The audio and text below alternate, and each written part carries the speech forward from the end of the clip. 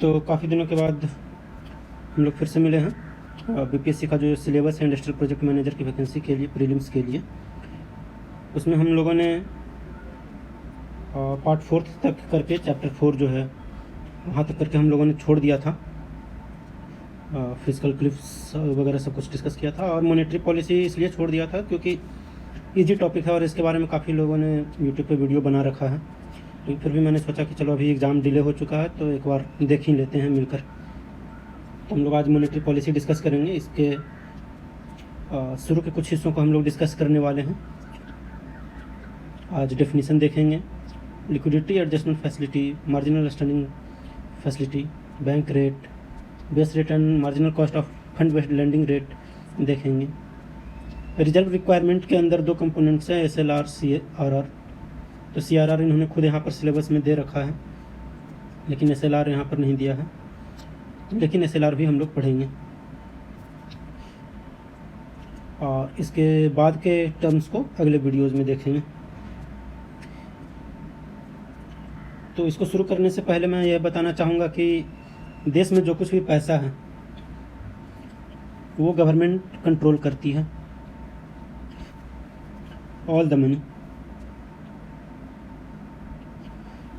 और इसको कंट्रोल करने के लिए गवर्नमेंट 2 तरीक़ों का इस्तेमाल करती है। एक तो इन्होंने एक एपेक्स बॉडी बना रखा है, मतलब जो सबसे बड़ी बॉडी होती है। तो मनी को कंट्रोल करने के लिए सबसे बड़ी बॉडी बनाया है जिसको एपेक्स बॉडी बोलेंगे, ये RBI है। RBI is reserve bank of India. इसको सेंट्रल बैंक भी बोल सकते हैं। This is not equivalent to जो गली मोहल्ले में सेंट्रल बैंक ऑफ इंडिया दिखता होगा, वो चीज़ नहीं है। ये क्वालिटी वाइज सेंट्रल बैंक है, और जो गली मोहल्ले में आपको सेंट्रल बैंक दिखता है वो नेम वाइज सेंट्रल बैंक है। तो this is the apex body which controls all the money as a agent of government. और दूसरा गवर्नमेंट डायरेक्ट कंट्रोल करती है। तो जब RBI को बोला जाता है कि आप कंट्रोल करो, तो RBI के पास कुछ पॉलिसीज़ हैं, उन पॉलिसीज़ के थ्रू कंट्री के अंदर मनी सप्लाई को कंट्रोल करता है। उस पॉलिसी को बोलते हैं monetary policy. Compare to that, government जब डायरेक्ट कंट्रोल करती है तो वो होता है फिजिकल पॉलिसी। तो हम लोगों को आज मॉनेटरी पॉलिसी पढ़ना है। इसमें देखते हैं कि क्या क्या टर्म्स आते हैं, और इसके पहले हम देख लेते हैं ये टर्म्स किस तरह से वर्क कर रहे हैं और इतने अलग अलग तरीक़ों का ज़रूरत क्यों पड़ा था।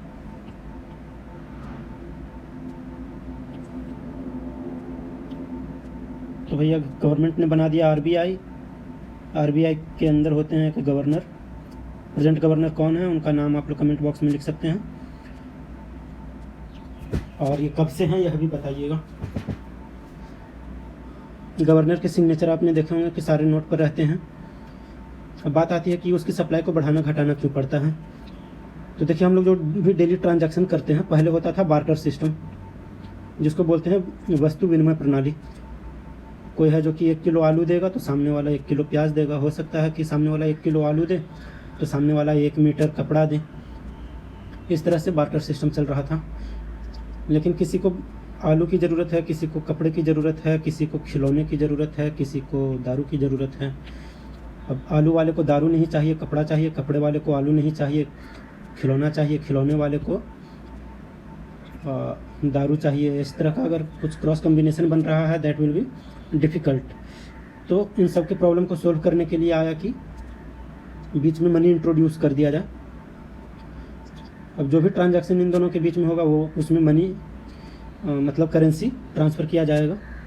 भाई आप आलू दो या प्याज दो या खिलौना दो, उससे मतलब नहीं है। आप जो भी सामान ले रहे हो उसके बदले मेरे को करेंसी दो।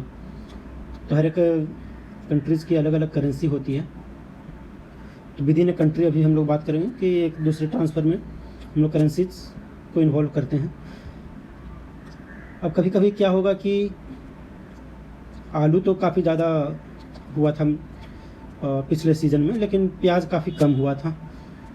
इस केस में क्या होगा, लेट अस से आलू एंड दिस इज़ प्याज। तो अब बोलेगा कि आप मेरे को 5 किलो आलू दो तो मैं 1 किलो प्याज दूंगा। ये बार्टर सिस्टम में होता था। अब क्या होगा, अब बोलेंगे 5 किलो आलू के 20 रुपया मैं दूंगा और 1 किलो प्याज के भी 20 रुपये दूंगा। अगले साल आलू कम हो जाएगा, प्याज ज़्यादा हो जाएगा, तो क्या होगा, बोलेंगे कि 5 किलो आलू के तो मैं 100 रुपये दूंगा, लेकिन 5 किलो प्याज के फिर मैं 20 रुपये दूंगा। इस तरह से जो भी अप्स एंड डाउन्स किसी भी चीज़ के प्राइस में आने लगे वो करेंसी में रिफ्लेक्ट होने लगे। अब क्या होता है कि कभी कभी जानबूझ करके कोई पैसा को या सामान को जमा करने लगता है, उसके कारण भी मार्केट में अनस्टेबिलिटी आ जाती है। तो ऐसे चीज़ों को कंट्रोल करने के लिए गवर्नमेंट और आरबीआई मिलकर के काम करते हैं। जिस तरह से आपने देखा होगा, एक बार अचानक से नोटबंदी हो गई थी और 500 और 1000 के नोट का कोई वैल्यू नहीं रह गया था, चाहे आप मेहनत से कमाए हों या चाहे आप चोरी से लाए हों, आपका जो भी मोड रहा हो, लेकिन गवर्नमेंट ने उसका वैल्यूएशन ख़त्म कर दिया था। तो इसलिए आपको ये मालूम होना चाहिए कि हमारे हाथ में जो भी पैसे आ रहे हैं, महंगाई बढ़ रही है, घट रही है, वो सब कैसे हो रहा है, वो और कोई क्यों कर रहा है वो सब। तो इसके लिए कुछ बेसिक फंडामेंटल टर्म्स हैं, वो भी देखेंगे। पहले देख लेते हैं 5.1 डेफिनीसन। डेफिनीसन कहता है कि मॉनेटरी पॉलिसी वो पॉलिसी है जो सेंट्रल बैंक बनाती है। सेंट्रल बैंक कहने का मतलब apex body of banking system which is our RBI. और इसका उद्देश्य होता है कि इकोनॉमी में मनी सप्लाई को कंट्रोल करें, जो कि मैंने अभी बता दिया है। और इस उद्देश्य के पीछे अंडरलाइंग रीजन होता है इन्फ्लेशन या डिफ्लेशन को कंट्रोल करना। अब इन्फ्लेशन डिफ्लेशन से बात उठी है तो कुछ कॉमन टर्म्स को देख लेते हैं। इन्फ्लेशन का जो फंडामेंटल हिंदी ट्रांसलेशन देखा जाता है वो महंगाई है, और टेक्निकल वे में देखा जाएगा तो महंगाई के अलावा भी बहुत कुछ है। हम लोग इसको डिटेल से पढ़ेंगे आगे, क्योंकि 6th टॉपिक हमारा इन्फ्लेशन ही आने वाला है। तो डिफ्लेशन क्या होता है? डिफ्लेशन वो टर्म है जब चीज़ों की कीमतें घट रही होती हैं, लेकिन साथ ही साथ अनएम्प्लॉयमेंट भी बढ़ रहा होता है। Unemployment increasing. ऐसा क्यों हो सकता है? ऐसा इसलिए हो सकता है कि एग्जांपल लेते हैं कार का। इस कार की कीमत घट गई, कंपनी ने क्यों घटाई होगी? क्योंकि कंपनी के पास प्रोडक्शन हो गया होगा कार का और ख़रीदने वाले लोग नहीं मिल रहे होंगे। ख़रीदने वाले लोग नहीं मिल रहे होंगे तो कंपनी ने सोचा होगा कि चलो 1 लाख घटा करके देखते हैं कार की कीमत, कोई ख़रीद ले। 1 लाख घटाया, 10 कस्टमर बढ़ गए, कंपनी के पास और भी स्टॉक में माल बचा हुआ था, 50,000 और घटा दिया कार की कीमत, तो और भी थोड़ा सा सेल्स बढ़ गया। अब इस तरह से कंपनी धीरे धीरे स्टॉक क्लियरिंग करने के लिए दाम घटाती है कभी कभी। अब ये घटते हुए दाम के साथ क्या हो रहा है? कंपनी मालिक का प्रॉफिट घट गया। जो कंपनी का मेन बोर्ड मेंबर्स हैं वो लोग फील कर रहे हैं कि अब कंपनी के पास पैसे कम आ रहे हैं। कार तो चलो क्लियरेंस में बिक रहा है दाम घटाने से, बट जो मार्जिन प्रॉफिट था वो कम आ रहा है। तो क्या होगा? कंपनी बोलेगी कुछ एम्प्लॉयज़ को, निकलो तुम बाहर, तुमको हम पैसे नहीं दे पाएंगे because we are not having that much money. अब ऐसे केसेस में आपने देखा होगा कोविड के टाइम पर भी यही हुआ था। कुछ प्रोड्यूस नहीं कर पा रहे हैं, जो प्रोड्यूस हो रखा है उसी को बेचते जा रहे हैं, और आगे प्रोड्यूस करने के लिए गवर्नमेंट मतलब लॉकडाउन लगा रखी थी तो सफिशिएंट लेबर थे नहीं। अब जो लेबर बच गए थे उन लोगों को भी उन लोगों ने निकालना शुरू कर दिया, क्योंकि कंपनी खोलने की परमिशन नहीं थी। तो वो काउज ऑफ डिफ्लेशन बनता है। अब वो हुआ है डिफ्लेशन या नहीं हुआ है इसके बारे में डिटेल से देखेंगे, क्योंकि आप देख रहे हैं कोविड के दौरान महंगाई बढ़ी है। आयरन से लेकर के फूड आइटम तक सब कुछ महंगा हुआ है शहरी क्षेत्रों में। ओके, सेकंड पॉइंट है डिजइन्फ्लेशन। डिजइन्फ्लेशन क्या होता है? जब चीज़ों की कीमतें घट रही होती हैं लेकिन अनएम्प्लॉयमेंट वगैरह पे कोई प्रभाव नहीं पड़ता है। चीज़ों की कीमतें जैसे घट रही होती है, मान लिया जाए कोल की ही एक एग्जांपल ले लेता हूँ। गवर्नमेंट ने कोल प्रोडक्शन बढ़ा दिया तो क्या होगा कि इसकी कीमतें घटने लगेंगी। अनएम्प्लॉयमेंट और एम्प्लॉयमेंट पर क्या प्रभाव पड़ सकता है? एम्प्लॉयमेंट बढ़ सकती है अगर गवर्नमेंट ने प्रोडक्शन बढ़ाने के लिए एम्प्लॉयमेंट भी मतलब ज़्यादा नंबर ऑफ़ लेबर्स लगाए होंगे। लेकिन कभी कभी ऐसा भी हो सकता है कि गवर्नमेंट इसी प्रोडक्शन को बढ़ा दे और वो बढ़ाने के लिए जो सेम नंबर ऑफ़ एम्प्लॉयज़ हैं उन्हीं को थोड़ा सा सैलरी अधिक दे दे, इंसेंटिव अधिक दे दे, या फिर वर्क आवर्स बढ़ा दे साथ में। तो नंबर ऑफ़ एम्प्लॉयज़ नहीं बढ़ेंगे या घटेंगे, लेकिन कॉस्ट पे फ़र्क दिखेगा, प्रोडक्ट के कॉस्ट पे फ़र्क दिखेगा। स्टैगफ्लेशन आते हैं। स्टैगफ्लेशन होता है combination of stagnation plus inflation.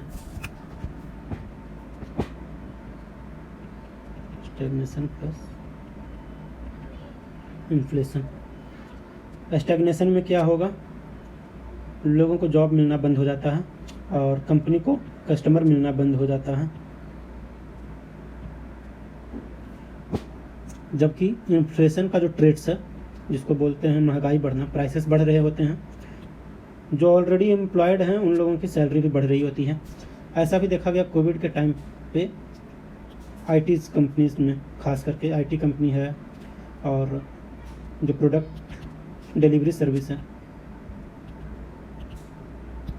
इन सबों में कुछ हद तक देखा गया, आईटी में तो बहुत हद तक स्टैग्नेशन कैसे आ गया। कोई भी कंपनी के पास जाइए तो वो नया जॉब देने को तैयार नहीं है, खास करके नए लोगों को बिल्कुल भी नहीं। लोग कंपनी से दूसरे कंपनी में शिफ्ट हो रहे हैं, लेकिन कोई भी नए मैच्योर लोगों को एम्प्लॉयमेंट नहीं दे रहा है। तो क्या हो रहा है कि इससे वेजेस लोगों के बढ़ रहे हैं। जो ऑलरेडी सॉफ्टवेयर कंपनीज़ में हैं, खास करके उन लोगों का डिमांड बढ़ गया, क्योंकि सब कुछ वेबसाइट बेस्ड हो गया है। चाहे आप नमक और हल्दी मंगवाना चाहें बिग बास्केट से, या फिर आप फ्लिपकार्ट से कुछ सामान मंगवा रहे हो, सब कुछ आईटी बेस्ड हो गया। तो आईटी इंजीनियर्स की सैलरी भी बढ़ गई, क्योंकि उनका काम ज़्यादा प्रोडक्टिव अब होने लगा।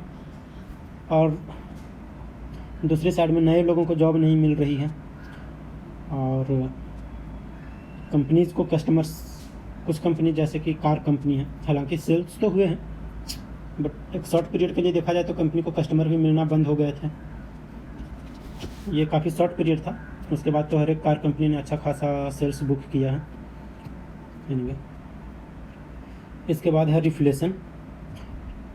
रिफ्लेशन वह चीज़ है जो कि कहेंगे कि किसी भी प्राइस लेवल को बिना छेड़े हुए गिरते कीमत को बचाना।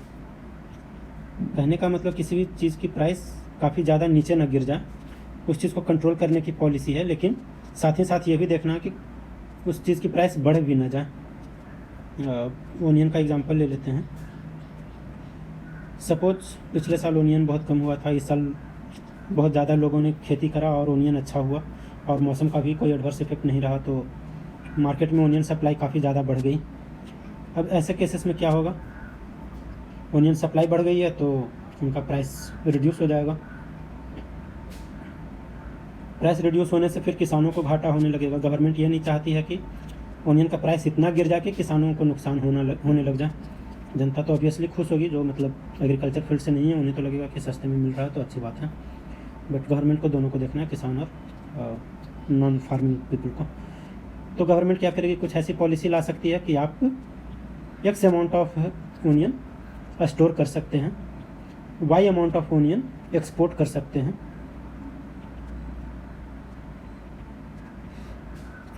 इससे इंडिया के मार्केट में कुछ बचेगा। डब्ल्यू अमाउंट, लेटेस्ट से W is total production, Z minus stored and exported.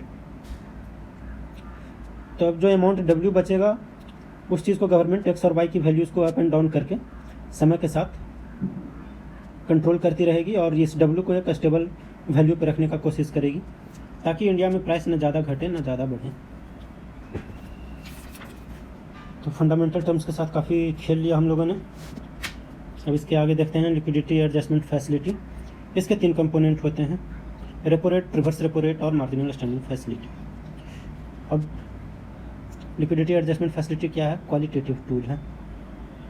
जैसा कि हमने बताया था, गवर्नमेंट के पास 2 टूल्स होते हैं मनी सप्लाई को कंट्रोल करने के लिए। एक होता है फिस्कल पॉलिसी, दूसरा होता है मॉनेटरी पॉलिसी। मॉनेटरी पॉलिसी कौन कंट्रोल करता है, आरबीआई। फिस्कल पॉलिसी गवर्नमेंट खुद करती है। आरबीआई को भी गवर्नमेंट ने ही पावर दे रखा है, अदरवाइज आरबीआई कोई हमारे गली मोहल्ले से उठा हुआ बैंक नहीं है जो कि ऑटोमेटिक बोला कि मैं मनी कंट्रोल करूँगा। This also empowered by government. Statutory body है, आरबीआई एक्ट के थ्रू बना है, so it is statutory body.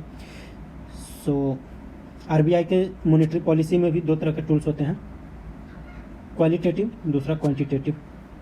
तो एलएएफ जो है काइंड ऑफ क्वालिटेटिव फैसिलिटी है। रेपो रेट आप लोगों को मालूम होगा, ये वो रेट है जिस पर कि आरबीआई बैंक्स को इंटरेस्ट देती है, RBI to bank. Reverse repo rate वो रेट है जिसमें बैंक्स आरबीआई के पास पैसे रख सकते हैं और आरबीआई उस पर जो इंटरेस्ट रेट देगी। अब इन दोनों के बीच में आता है मार्जिनल स्टैंडिंग फैसिलिटी। तो मार्जिनल स्टैंडिंग फैसिलिटी क्या है? ये वो पीनल रेट है जिस पर बैंक्स गवर्नमेंट से बोरो कर सकती है। इसमें भी पैसा आरबीआई टू बैंक की तरफ रहेगा, लेकिन ये एक पीनल रेट है। और बैंक है जो कि आरबीआई से पैसे तब मांगेगी एमएसएफ पर जब रेपो रेट के तरफ से पैसा मांगने के बाद भी बैंक के पास पैसे कम पड़ रहे हैं।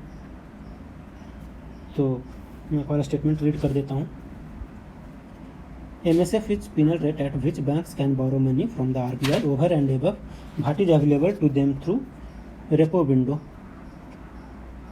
ये एक सेफ्टी वाल्व की तरह काम करता है। अगर कुछ पूछ दे एग्जाम में कि which of the following liquidity adjustment facility tool is named as safety valve या behaves as safety valve for banks, तो वो होगा MSF। अब इसको एक छोटा सा एग्जांपल के थ्रू मैं ऐसे समझ लेता हूँ कि एक बैंक ने एस्टिमेट किया कि इसके एरिया में 1000 कस्टमर्स हैं जो कि इसके पास पैसे जमा कर रहे हैं। लेटेस्ट से 1000 कस्टमर ने मिल करके यहाँ पर 10 लाख रुपए पैसे जमा करे हैं। इसी एरिया में 200 कस्टमर्स हैं जिनको 10 लाख रुपए की ज़रूरत है, या लेटेस्ट से ठीक है 10 लाख रुपए के पैसे की ज़रूरत है। तो क्या होगा? बैंक बोलती है कि आप मेरे पास पैसे डिपॉजिट करो, मैं आपको 3% सेविंग बैंक इंटरेस्ट रेट दूंगा।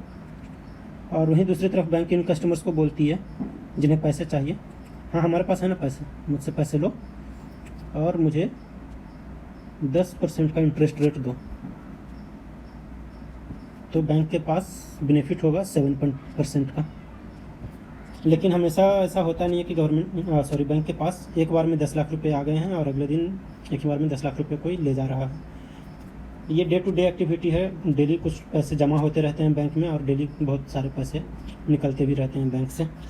अब इनमें से कुछ लोन लेने वाला मर गया, कुछ लोन लेने वाला बैंकरप्ट हो गया, कुछ लोन लेने वाला बोल रहा है कि मैं अपना लिमिटेड टाइम में नहीं चुका पाऊंगा। 5 ईयर का सपोज लोन लिया था, ये बोलेगा 5 ईयर में मैं नहीं चुका पाऊंगा, आप एडिशनल इंटरेस्ट रेट ले लो मेरे से, लेकिन मेरे इसको 6 साल या 7 साल तक टाइम दो पैसे चुकाने का।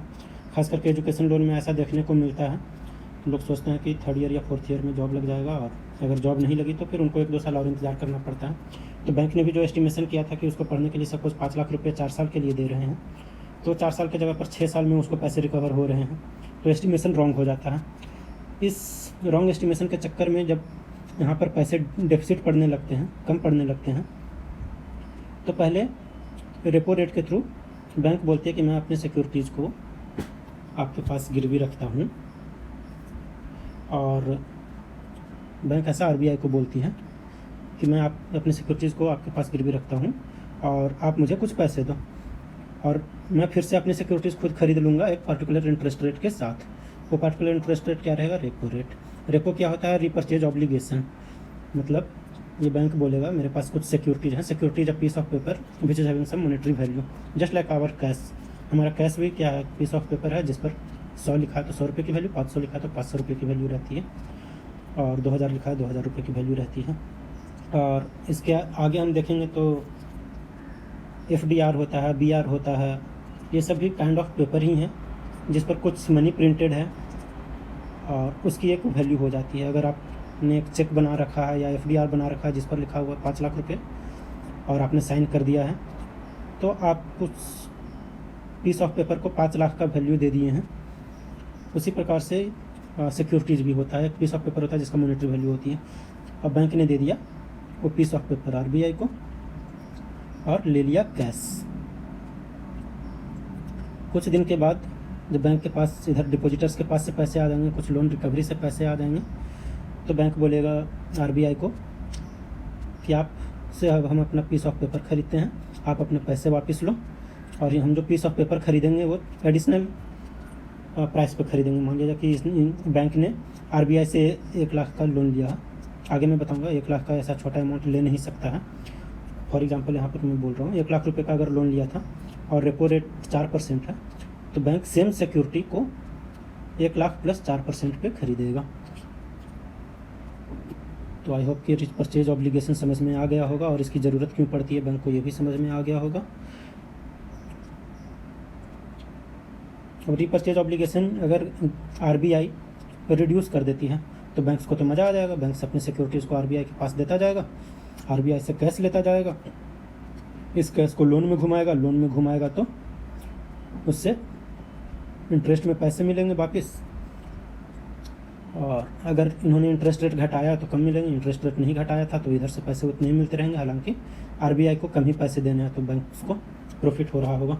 अब इसका मतलब ये है कि आरबीआई रेपो रेट घटाए या न घटाए, बैंक्स चाहेगा कि पब्लिक हमसे सेम इंटरेस्ट रेट पर पैसे लेते रहे, हम पब्लिक के लिए इंटरेस्ट रेट न घटाएं। तो इस समस्या को आगे कैसे एड्रेस किया गया है वो हम देखेंगे आगे के टॉपिक्स में। एमएसएफ होता है मार्जिनल स्टैंडिंग फैसिलिटी।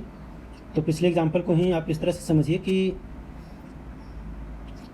अपने सिक्योरिटीज़ को गिरवी रखने के बाद भी जो आरबीआई से कैश मिला वो सफिशिएंट नहीं पड़ रहा था बैंक को। अब बैंक क्या करेगी, अब बैंक जाएगी आरबीआई के पास गड़गड़ाने के लिए, यार कुछ पैसे और दे दीजिए। तो आरबीआई बोलेगा यार तुम्हारा तो रेपो का विंडो में पैसा ख़त्म हो गया, जितना दे सकते थे तुमने मांग लिया और हमने दे दिया। तो बैंक बोलेगा ऐसा कीजिए ना, थोड़ा इंटरेस्ट रेट और ले लीजिए और दे दीजिए, हम और आपको थोड़ा सा पैसा दे देंगे। ऐसे केसेस में गवर्नमेंट बोलती है ठीक है आपको कुछ पैसे और देंगे लेकिन इंटरेस्ट रेट ज़्यादा लेंगे, और उसकी एक लिमिट होती है, आपको एडिशनल अमाउंट जो है थोड़ा सा ही विंडो तक मिलेगा, उसके बाद विंडो बंद, आपको कोई रुपया नहीं मिलने वाला है। तो बैंक सचेत हो जाएगा कि अरे यार अब तो आगे आरबीआई पैसा देगा नहीं, तो लोन में जो पैसे घुमा रखे हैं इधर उनसे पैसे वापस लेने का रिकवरी प्रोसेस स्ट्रॉन्ग करेगा। So this is MSF, marginal standing facility. Margin क्या होता है, मार्जिन जैसे हमारे इस पेज में देखिएगा तो ये वाला साइड मार्जिन है, तो मैं जो कुछ भी लिखना होता है अपना इधर वाले पोर्शन में लिखूंगा जो कि रेपो पोर्शन है। एकदम ज़रूरत पड़ जाएगी जब लिखने के लिए जगह नहीं बचेगा तो मैं मार्जिन में लिखना शुरू करूँगा जो कि बियॉन्ड रेपो है, इसको ऐसे याद रखा जा सकता है। अब आता है reverse repo rate. Reverse repo rate का भी डिफिनेशन मालूम ही होगा आप लोगों को कि आरबीआई जिस इंटरेस्ट रेट पर बैंक से पैसे ले लेती है, अब बैंक्स को मालूम है कि डिपॉजिटर को पैसे देते हैं तो उसमें कुछ पैसे रिकवर हो पाते हैं, कुछ नहीं रिकवर हो पाते हैं, कुछ लेट से रिकवर होते हैं। तो ये वाला इन्वेस्टमेंट थोड़ा सा रिस्की है कंपेयर टू दैट।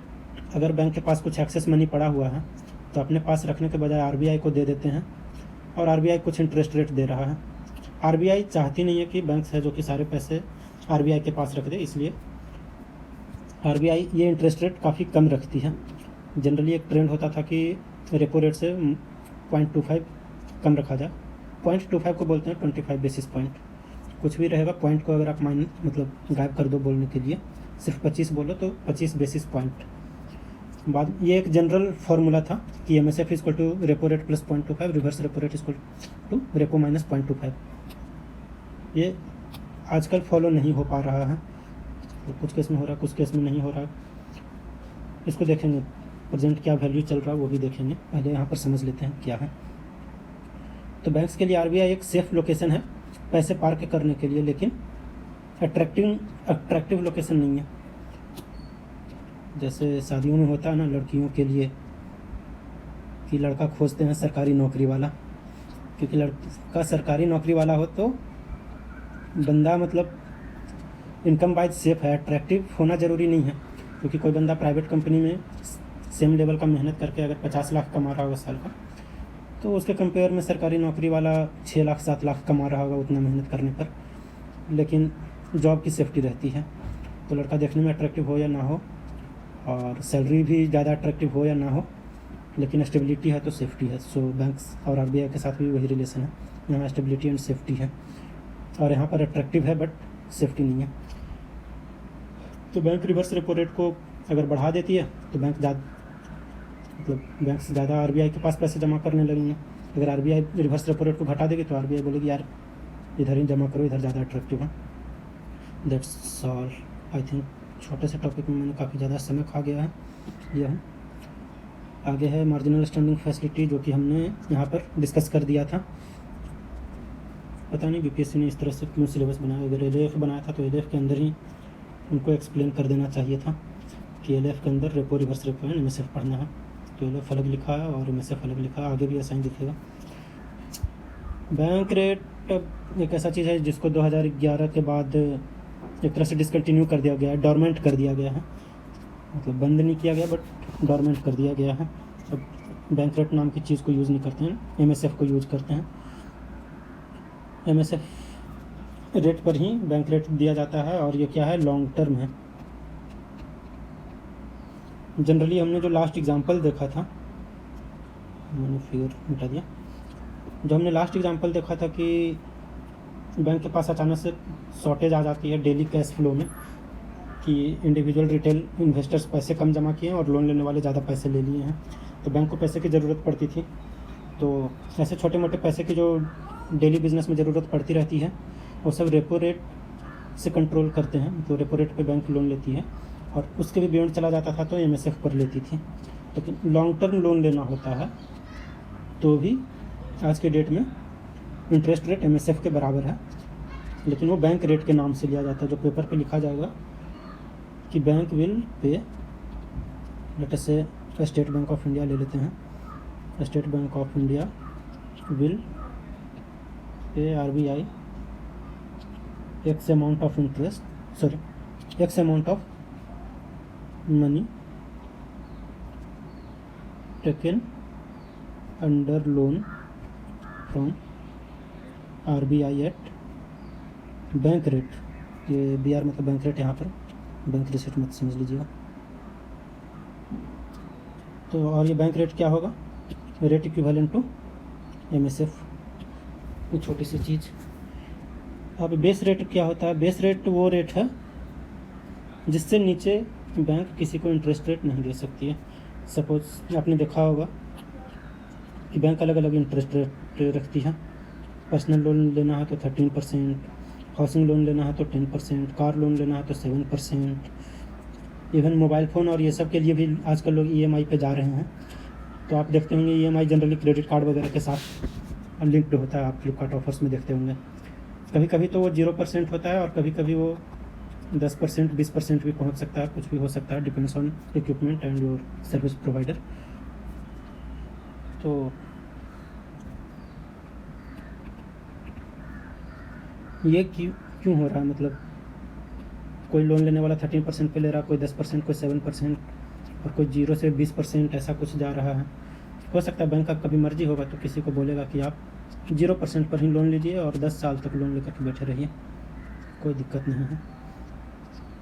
तो आप पूछेंगे कि 0% पे लोन तो देती ही है, आप फ्लिपकार्ट वगैरह से मोबाइल ख़रीदते होंगे तो देखते होंगे 0% ईएमआई, लेकिन इनका एक टर्म्स एंड कंडीशन होता है कि आपको हर मंथ ईएमआई पे करते जाना है और अगले 4 महीने में 6 महीने में ईएमआई को कंप्लीट कर देना है। अगर वो आप नहीं कर पाते हैं देन बैंक फिर आपको एक हेफ्टी अमाउंट ऑफ 20% या इससे भी ज़्यादा हो सकता है 30% इंटरेस्ट रेट चार्ज करेगा ऑन डिलेड पेमेंट।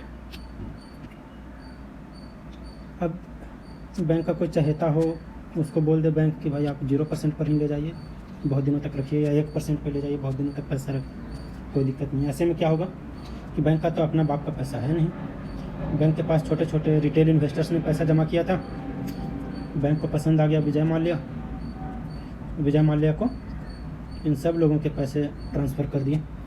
अब बैंक के पास बच गया फूटी कौड़ी।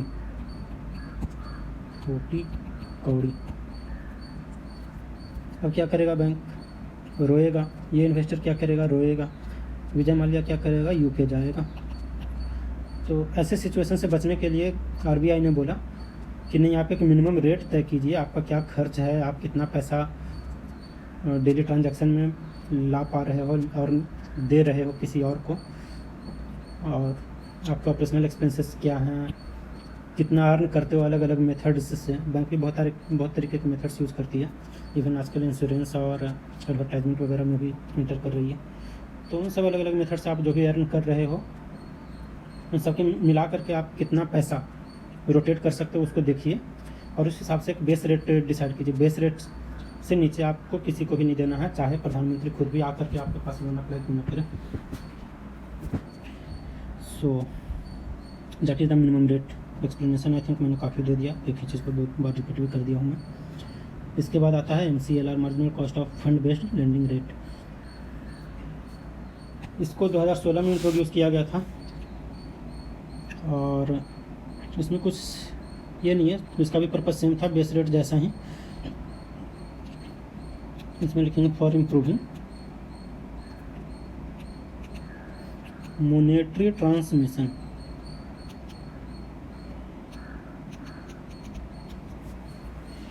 अब ये क्या होता है मॉनेटरी ट्रांसमिशन, ये समझेंगे तभी पता चलेगा MCLR क्या है।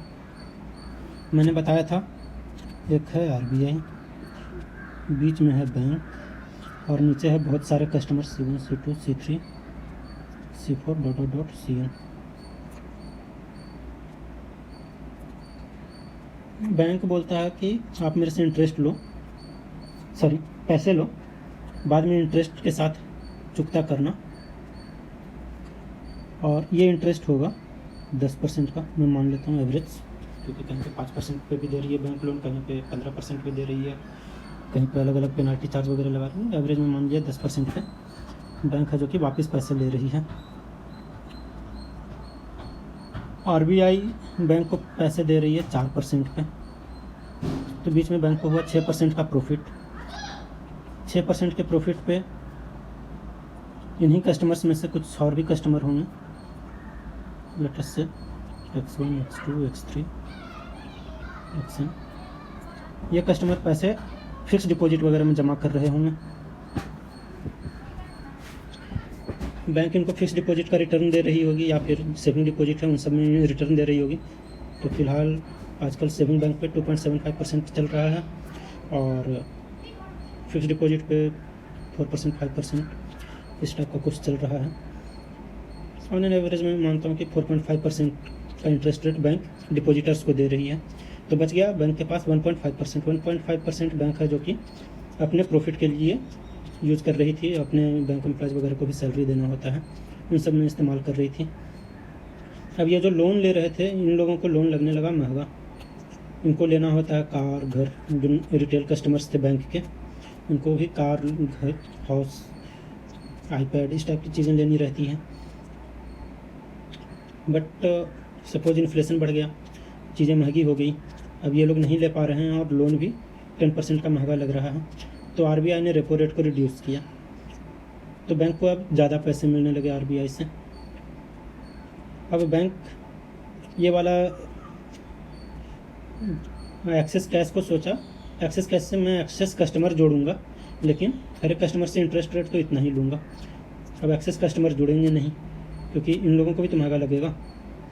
अब इस केस में क्या होगा कि जो पहले के कस्टमर्स थे उन लोगों ने भी खरीदना कम कर दिया, नए कस्टमर जुड़ रहे हैं तो उन लोगों ने भी खरीदना कम कर दिया। ऐसे केसेस में क्या होगा, कार कंपनी बंद होने लगी, टीवी कंपनी बंद होने लगी, आईपैड आईफोन कंपनी बंद होने लगी, उनके यहाँ लेबर को लात मार करके बाहर कर दिया गया। अनएम्प्लॉयमेंट बढ़ेगी, गवर्नमेंट को प्रॉब्लम, गवर्नमेंट बोलेगी RBI को क्या कर रहे हो यार, कुछ देखो अनएम्प्लॉयमेंट बढ़ रहा है। RBI बोलेगा मैंने तो पैसे अपना इंटरेस्ट रेट घटा दिया, बैंक ने हमसे पैसे भी लिए हैं, लेकिन पता नहीं बैंक आगे क्यों नहीं वो बेनिफिट को ट्रांसफ़र कर रहा है। बैंक भी आगे ये इंटरेस्ट रेट घटा दे तो फिर लोग लोन पे पैसे लेना शुरू करेंगे और लोन पे पैसे लेंगे, उसके बाद फिर परचेज़ करेंगे। परचेज़ करेंगे तो कंपनी प्रोडक्शन फिर से इंक्रीज़ कर देगी, प्रोडक्शन इंक्रीज़ करने के लिए फिर से लोगों को एम्प्लॉयमेंट मिल जाएगा, एम्प्लॉय कर लेगी। तो ये जो प्रोसेस में डिले दिखता था, मतलब bank to customer interest rate benefit transfer काफ़ी स्लो दिख रहा था। इस चीज़ को कंट्रोल में लाने के लिए MCLR का इन्वेंशन किया गया था। अब दोनों के बीच में डिफरेंस क्या है बेस रेट और MCLR में, तो फॉर BPS से ज़्यादा पढ़ने की ज़रूरत नहीं है, आप बस इतना जानिए MCLR is current cost of fund while base rate is calculated on the basis of overall cost of fund. तो ठीक है, यहीं पर इस लेक्चर को विराम देते हैं और इस पर भी मैं क्विज बना दूंगा। क्विज बनाने में मेरे को थोड़ा सा टाइम लगेगा, 1-2 दिन में मैं क्विज बना दूंगा। आप क्विज अटेम्प्ट कीजिए और कुछ दिनों में मैं फिर से एक कंप्लीट क्विज बना दूंगा, जिससे कि एक प्रॉपर BPSC की तैयारी हो पाए। थोड़ा सा क्लोज करने से पहले मैं देख लेता हूँ RBI में क्या क्या फ़िलहाल पॉलिसी रेट्स चल रहे हैं। RBI की वेबसाइट पे जाइए और यहाँ पर देखिए अभी का डेट दिया हुआ है, और उसके बाद पॉलिसी रेट्स में जाइए। Currently policy rate is 4%, reverse repo 3.35, कितना कम है? 0.65 कम है। हम लोगों ने जो फॉर्मूला पढ़ा था 0.25 कम होता था, लेकिन अभी गवर्नमेंट ने 0.65 कम कर दिया है, ताकि बैंक के पास जो भी पैसे भाई आरबीआई की तरफ मत जमा करो, सेफ है तो भी पब्लिक की तरफ ज़्यादा पैसा भेजो, ये इंटेंशन के साथ इस चीज़ को ज़्यादा रिड्यूस किया गया है। एमएसएफ क्या था? मार्जिनल स्टैंडिंग फैसिलिटी, जो कि रेपो रेट के बाद भी बैंक को पैसे की ज़रूरत पड़ जाती थी। बैंक ने बोला था एक्सेस इंटरेस्ट भी पे करेंगे लेकिन मेरे को पैसे दे दो, तो एमएसएफ ने बोला था गवर्नमेंट ने, मतलब आरबीआई ने, कि 4.25% में लूँगा इंटरेस्ट। बैंक रेट क्या था लॉन्ग टर्म? एमएसएफ के बराबर इधर भी दिख रहा है। आगे है पॉलिसी रेट, सीआरआर और एसएलआर, जो कि लिक्विडिटी एडजस्टमेंट फैसिलिटी में हम लोग पढ़ने वाले हैं, नेक्स्ट लेक्चर में देखेंगे। तो इसका डिटेल्स भी हम लोग नेक्स्ट लेक्चर में ही देखेंगे। अभी वैल्यू देख लीजिए, सीआरआर 4%, एसएलआर 15%।